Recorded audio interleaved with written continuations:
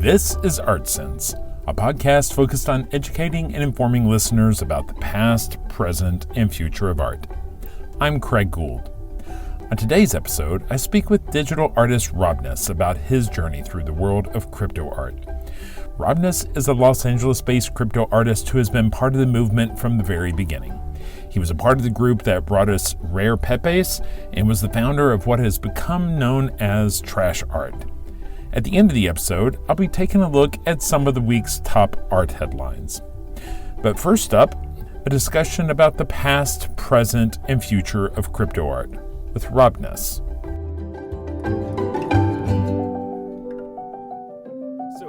Robness, I appreciate you taking time out of your day to talk to us about you and your art. A lot of times when I talk to artists, I like to start with the same question, which is, if you find yourself at a dinner party next to somebody that you have never met before and they have no idea what you do, how do you describe your work to them?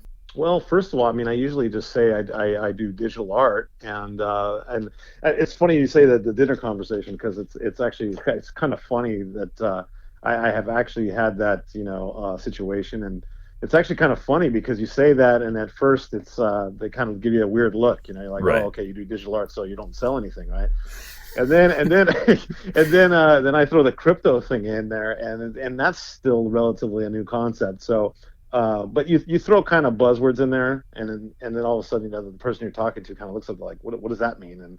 And then you go to the whole spiel of like saying, oh, I do cryptocurrency, I make art that's on top of that, and then they get more inquisitive, and so and from that point on, I kind of lead into it and say, I've been selling this stuff, and then they're like, well, how many pieces have you sold? And then I tell them I tell them the numbers, and then I say, I'm selling to collectors around the world, and then that's when the conversation gets a little bit more interesting, of course. But yeah, like initially it's I'll say digital art, and usually I'll get a weird look, and then and then move into the crypto side of things. I'm sure it's not unique to artists, but I'm sure there are folks in all walks of life that strangers size you up, and then the more you talk, the more their demeanor changes because all of a sudden they see you in a different light.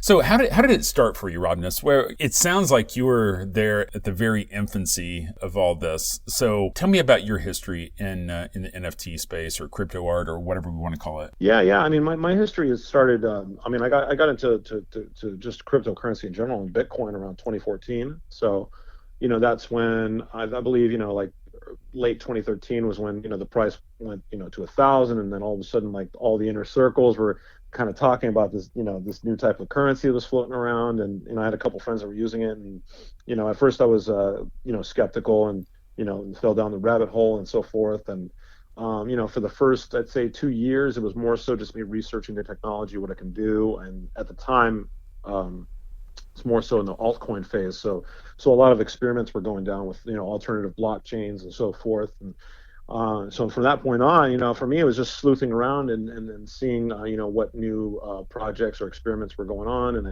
I found the counterparty protocol, which is built on top of Bitcoin, and you can tokenize things and give them names and so forth. And that's when I fell into the Rare Pepe, the meme trading kind of deal. And at the time I was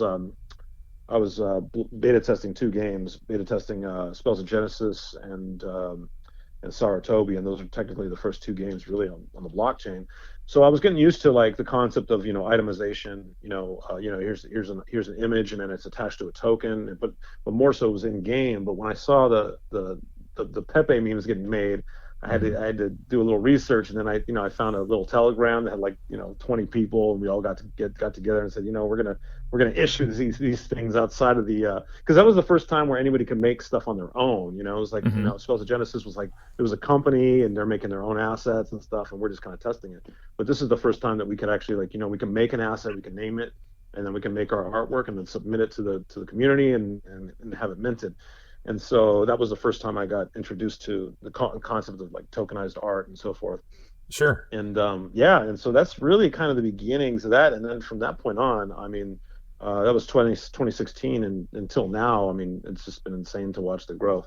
So back before that, was your background in graphic design or fine art, game development? Like, what sort of background do you have? I'm all self-taught, I'm a musician as well. So, I mean, I've, self-taught guitar player, a self-taught audio engineer, as far as artwork, I was doing the same, basically I was playing in the various bands and stuff like that. And in between, band practices and stuff, in the studios, I'd always be, working on canvases and stuff. And that's really kind of just like, it's very simple beginnings, and then during that time, I was doing crypto on the side, and none of my friends knew what the hell I was doing. I just had a laptop, and everybody knew I was the guy either doing the mixing and recordings and stuff, and then doing all the weird crypto stuff, and that all that was kind of a convergence, and so almost now that I think about it, it's almost like a perfect timing of sorts. I got the crypto stuff and the artwork at the same time, and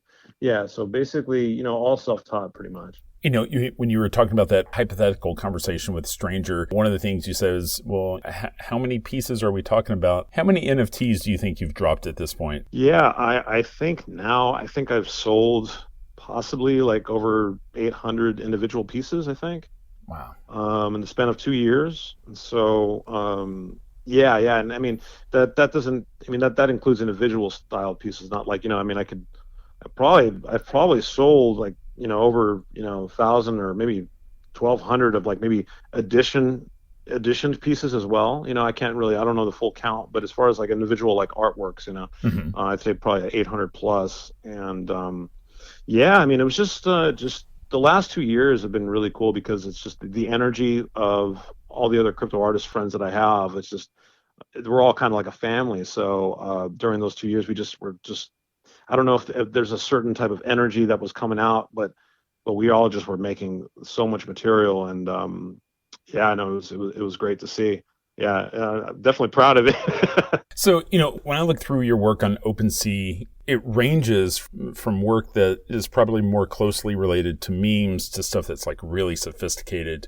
What do you think is the thread that ties all your work together? Well, for me personally, like I try my hardest to try to push new visual ground. I mean, it's everybody tries to do that, but for me personally, it's just like always trying to really crack the barrier and just try to do something really new. And another thing too for me is like people know me as constantly switching styles too. So I mean, I have a lot of material, but then sometimes the collectors kind of get annoyed possibly that I'm always switching styles every 2 months or so.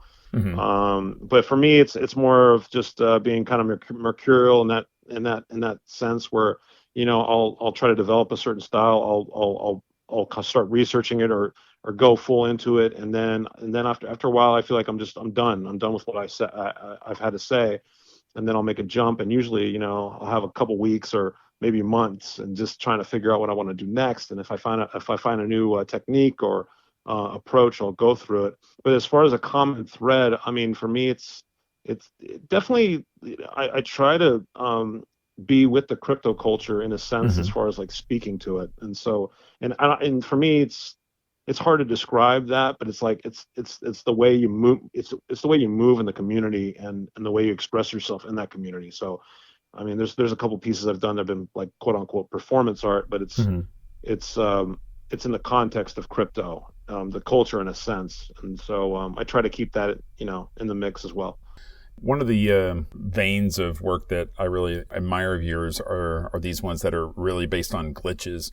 And I think I think they're stunning. What is driving that change? Is it your access to new tools, or kind of opening yourself up and seeing what bubbles to the surface? As far as the glitch material, I mean, I've always been a fan of like glitch culture and just the taking beauty in something that shouldn't necessarily be beauty, and with the glitch stuff, usually you'll find it could be an app that you're using and you find something that's usually a mistake in the app itself, and that turns out to be like the cool feature, and so for me, I always try to find whatever I'm using, if there's some weird thing about it that it might be taboo in some respects. So I might want to like capitalize on that and see where I can take it.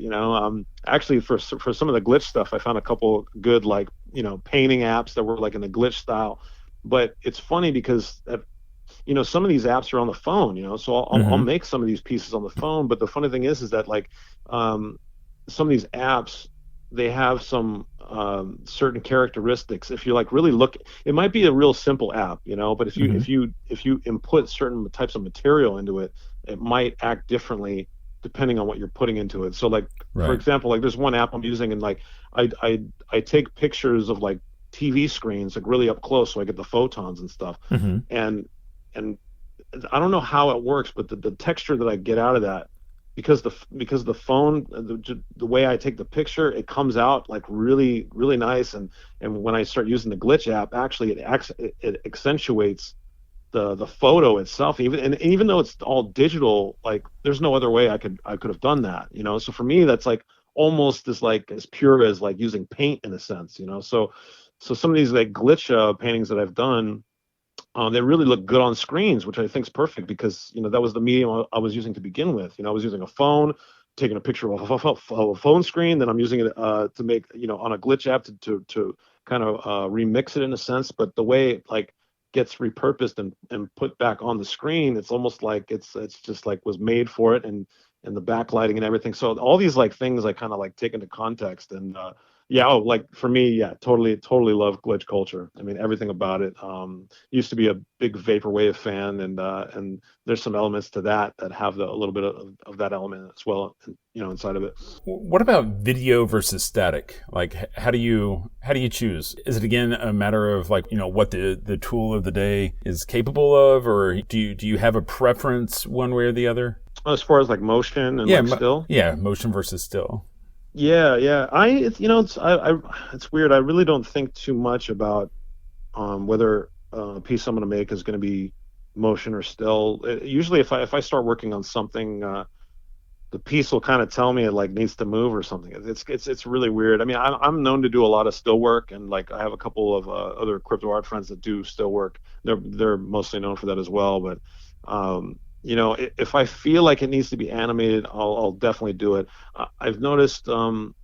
If I work in Blender or something, if I do something in 3D, I don't know, for some reason I'm inclined to do a movement or something like that. But yeah, it depends on the piece and depends on what I want to say with it. And if it does need some type of movement, then I'll go for it. But for some reason, I like doing stills though. And it's kind of weird. It's kind of natural for me to just make a still, and that, I'm like I'm done. But I've noticed most crypto art now is moving, so it's like oh, I might be the only still piece in the whole like gallery show or something. You know what I mean? Right. So yeah, because it's like that's like the natural gravitation. Because when we first started, like in Super Rare and like Known Origin and stuff, like all of us were making GIF art. Like Mhm. we were just that was just the flavor of the day, and we just had to make everything like moving and constant. And so, but yeah, I mean, now it's like I can imagine all these people coming in that are new, like maybe they were making still work before, and now they're just they're doing crypto art now, and like, oh, we got to make everything move. So Right. maybe personally, I got tired of it, and maybe I'm like stepping back and just keeping it cool. I don't know, but yeah. Do you think it's always going to be split? I think a predominance, like you said, is tends to be motion at this point.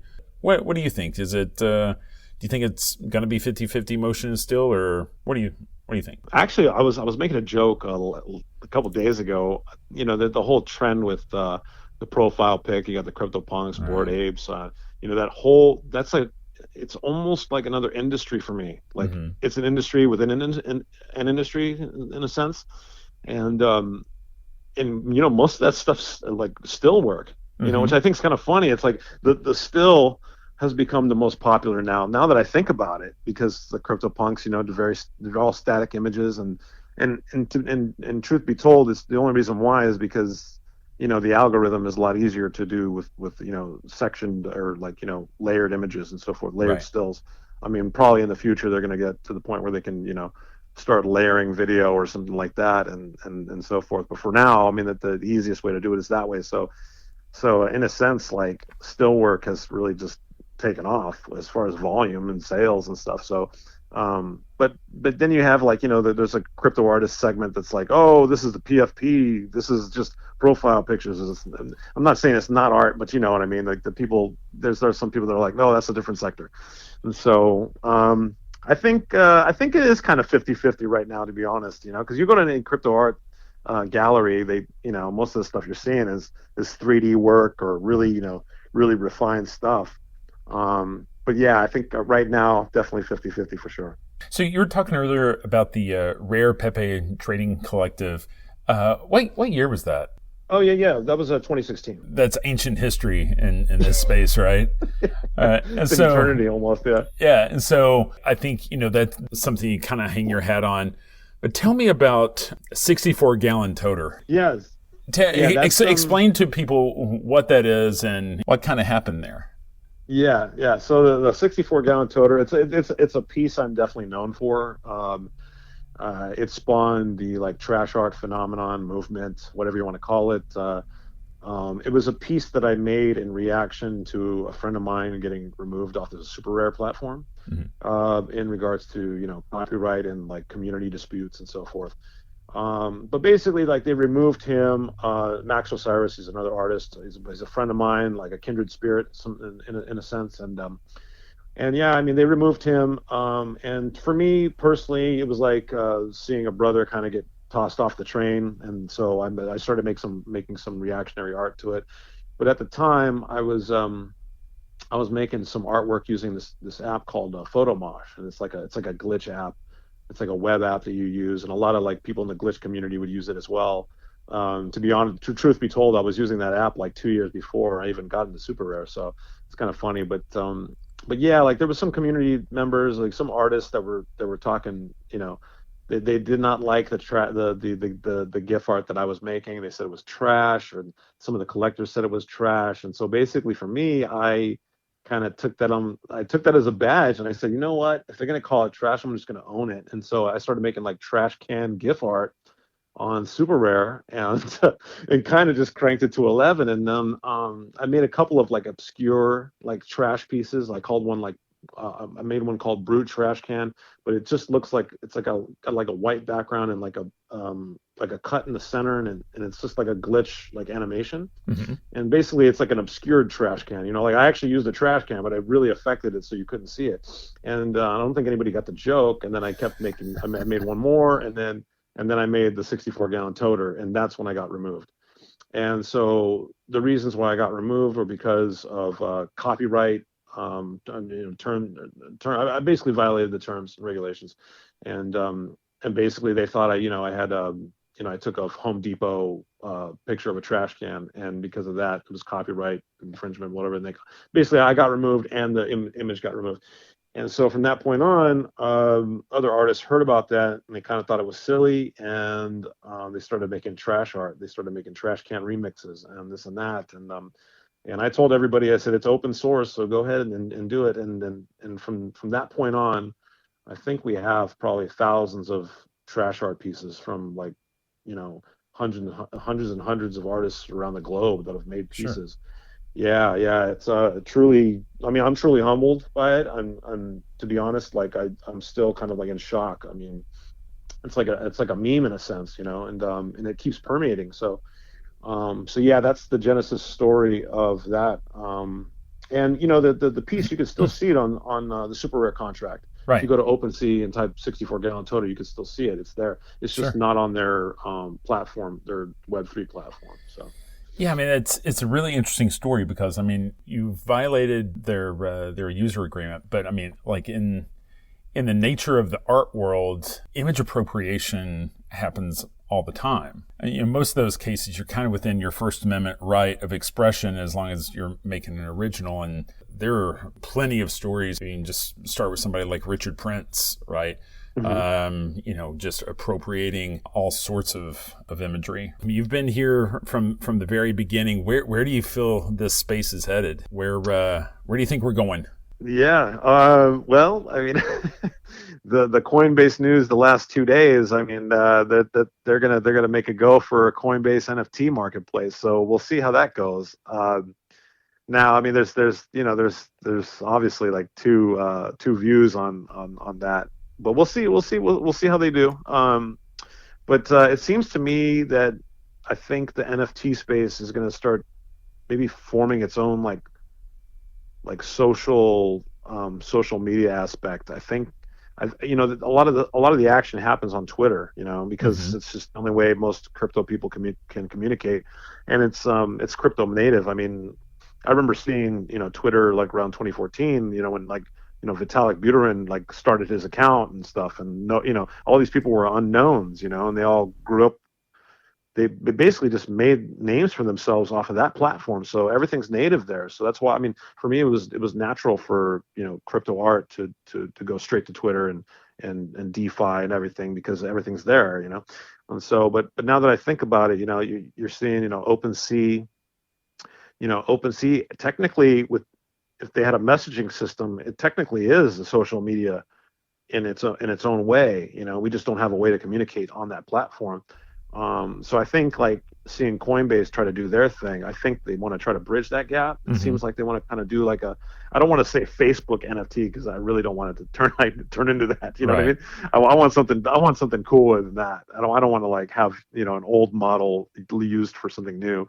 But definitely, I think I see a convergence of like the people that are doing NFT stuff and then finding a way to communicate on certain platforms. So I Mhm. think when you first responded about Coinbase, you said there are like two sides to the coin. What Yeah. what in your mind? What are those two sides? Well, the one side, which is like the artist purist, they're going to say, oh, it's going to get too corporate, everything's going to get watered down. I mean, you're going to have an influx of people just making a bunch of like quote unquote crap NFTs, and I mean, it's just inevitable with anything. Everything Hmm. gets super big, and there's things that get washed out and stuff. So there's that one side, and then there's like the positive side. It's just like bring on the new million signups of people interested in NFT, which I think is just it's just a natural thing. And so for me, I'm just gonna just watch it, to be honest. And I don't know, maybe it'll be cool. We'll see.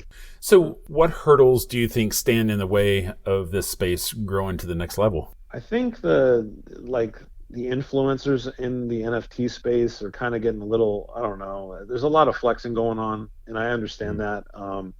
But I just think I mean, it's just a little humbleness will be good for the entire space. There's a lot of people like really doing really well, and some colors are starting to be shown, and it doesn't look good, and so that's the only thing I fear, is just a little bit of like ego tripping.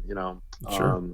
And for me, to be honest, like I've had a pretty nice run with this thing, and I just try to keep myself on the ground and say, look, I couldn't even sell a piece before crypto showed up. I couldn't even sell one canvas piece. And for me, to be honest, like I always tell people, like the one time I knew that my artwork might have been valued or might have been worth something was I used to put my paintings in the hallways of my rehearsal lockout spaces. Hmm. And I had like three paintings like stolen, that someone took it off and ran off with it. And I was cracking a joke, like if it's good enough to be stolen, it might be worth something. So for me, like that was my first inspiration, but to like sell canvas pieces is like a whole nother step. So I just think a lot of people just need to kind of just remember where they came from in the space, and a lot of us came from nowhere, which I think is beautiful, actually, Sure. because I think a lot of us are very grateful for what we've got, and I think that's good for the space, because for me, I try to find other artists that are struggling too, and I'll if I see they're making great work, I'll buy their work, I mean, like immediately. So yeah, so I say Sure. just keep the good community vibes going, for sure. Sure. Well, it sounds like you have tons of relationships in this space, and I'd hate for you to leave anybody out. But if I were to ask you, who are the top two or three artists whose work you really respect, admire, try to collect? Do you feel at liberty of saying whose work really does something for you? Yeah, top three. Woo. Okay, I will say one, like obviously, like my buddy Max Osiris, like I think his work is utterly phenomenal. Secret talent still to this day.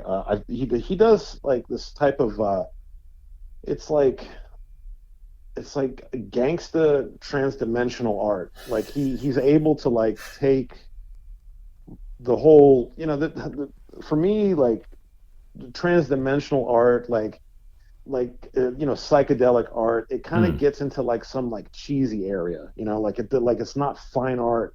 He has that transdimensional element, but the way he repurposes like old classical work, he'll remix that stuff and put some new stuff in there. He'll mix artificial intelligence um, tools with old classical paintings and all that stuff. It's just a really good mix. And it's just we became friends because we both respected each other's artwork. That's how we kind of got together and stuff.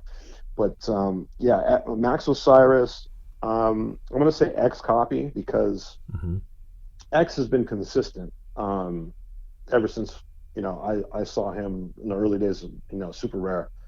And he's got a knack for like memology in a sense. A lot of his work has almost how would I say, it's almost documented the movements of like the memes in crypto culture. Like hmm there's a piece called MGMI that he made for Bonhams, which is not going to make it, and that's normal vernacular now in the crypto space. Like it's said almost every single day now, and that's the title of one of his pieces. And yeah, if you look at his work, there's always something in there that has made some type of commentary on certain crypto phases during the time that he was in it. So for me, like his visual work is great. Visually, it's fun to look at. It's like total like punk. It's not nice to the eyes, but it is in a sense. hmm It's a little bit abrasive, but he has other things like underneath it. That's like that. Just good commentary on the culture. Sure. And as far as a third, oof, I'm trying to think. I'm trying to think here, real quick, real quick. I'm gonna say Lulu XXX. Okay. Um, and I became friends with her. She's based in France, but I became friends with her through Rarible in the early days. So hmm like, there was a time when Max and I were both kicked off Super Rare. We didn't know where to release our new material. We're like, well, did we just like ruin our career or what? Right. What are we going to do? And so we started using Rarible. And at the time, Rarible was considered like, don't go mint over there. It's cheap, cheap NFTs, like never put your art there. And like Max and I were just going, you know what? Let's just do it anyways. And we started having a lot of fun. We started selling a lot of pieces, and then more artists came from Super Rare and like slowly released pieces there. But Lulu came in and some new artists that had no place to go to release stuff. And so I came across her there. She bought a couple of my pieces, but her work is like she's been making some stuff recently. It's like totally cyberpunk. Like it's like Mm. I it's different the way she does it, but it's like I still can imagine some of that artwork actually in Blade Runner, which is a trip Wow. because usually like Blade Runner, you're already like you're used to seeing the Japanese the geisha woman on the side of the Yeah. building, with the LED kind of light, but the way she does it, there's a piece she made, there's an Elvis piece and a David Bowie piece that she did. I collected both of them. But I think she's a coder, but she repurposes like film and stuff, and she breaks it down and then repurposes it, and like the way you see it, like it's super cool, man. I'll give you a link to it so you can check it out. Awesome. But yeah, those three for sure. Like visually, just I love them. Hey, Robness, I really appreciate your time today, and I appreciate you being willing to sit down and talk to us about this space and your big chunk of history in it, and your success and your art. And I just want to say thanks for your time and willingness to share it all, man. Oh no, thank you so much. I mean, I love doing this, and so anytime I can maybe share some new material, I'm definitely down. And yeah, thanks for having me on. And yeah, I mean, we're still in the beginning of this Oh, stuff. I know. So Yeah, anybody listening, you're not late. Like, let's go. Absolutely. All right. Well, hey, man, I sincerely, I appreciate it.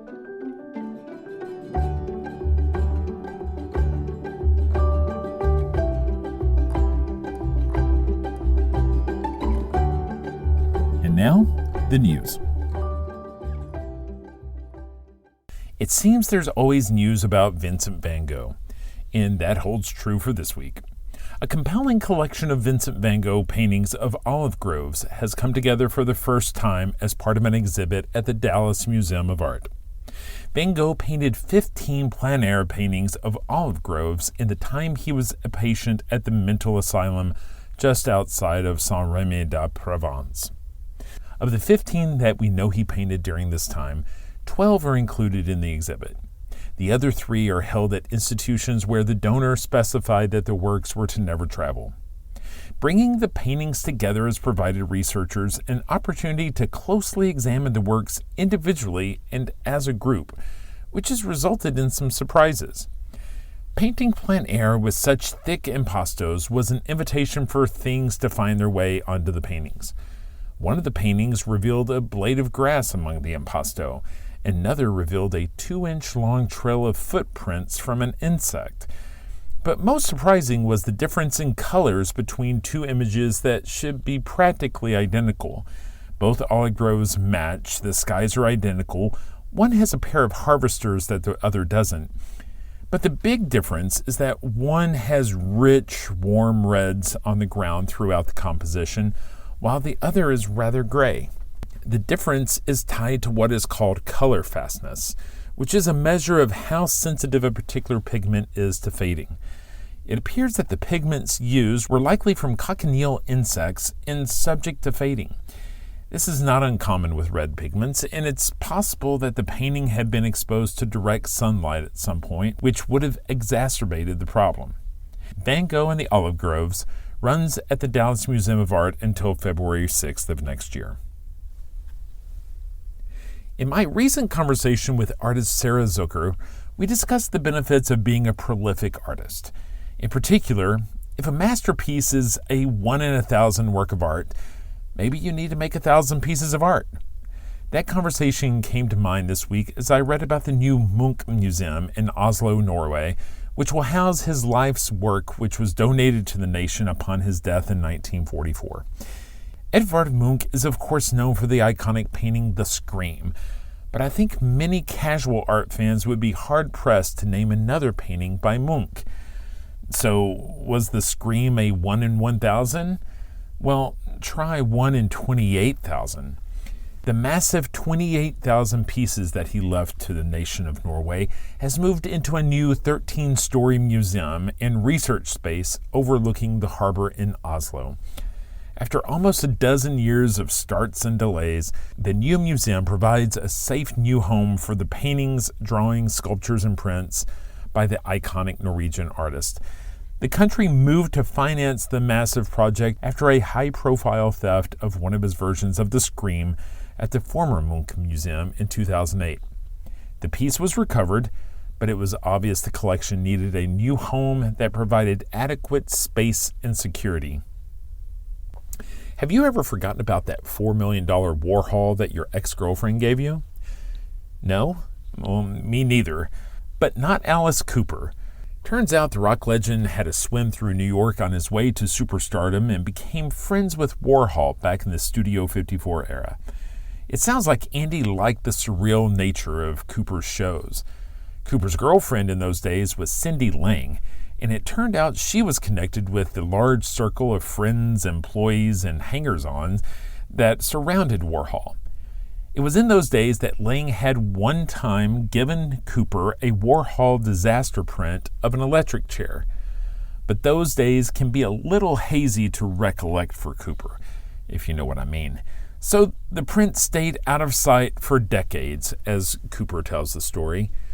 Quote, "One day I was talking to Dennis Hopper when he was still alive, and he said he was selling a couple of Warhols, and I remembered mine and said, I think I still have a Warhol somewhere.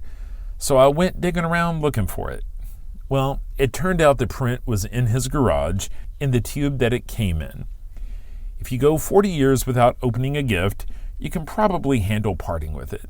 So the print is going to auction later this month in Arizona and is expected to bring in $2.5 to $4.5 million. So, is there anything interesting in your garage?